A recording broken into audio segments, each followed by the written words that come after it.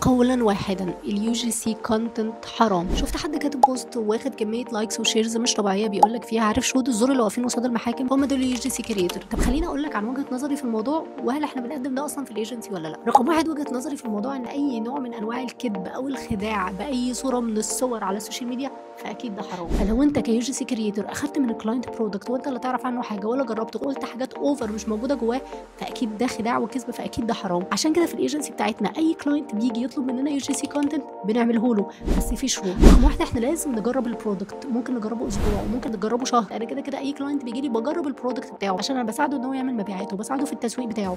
فمن الاخر لو البرودكت ده وحش انا مش هساعده في تسويقه. فلو كلاينت طلب مننا يو جي سي احنا بناخد البرودكت وبنجربه، بنكتب سكريبت بالحاجات اللي شفناها فعلا جوه البرودكت، مش حاجات كده من وحي خيالنا وخلاص. يعني جالنا كلاينت من فتره طلب مننا نعمل له يو جي سي، وانس ان احنا اخدنا البرودكت جينا جربناه لقينا البرودكت بشع، على طول رجعت له البرودكت بفلوسه وقلت له مش هنشتغل حتى ميديا باينج. هي مش فكره يو جي سي كونتنت وخلاص. فانت كيو جي سي كريتور لازم تجرب الحاجه قبل ما تعمل عنها فيديو، لازم كل كلمه بتقولها جوه الفيديو تكون صادقه 100%، ما يبقاش اي كلام وخلاص. بس في الاخر دي وجهه نظري، وممكن يكون في ناس ثانيه ليها وجهه نظر ثانيه، واستني في التبس الجاي.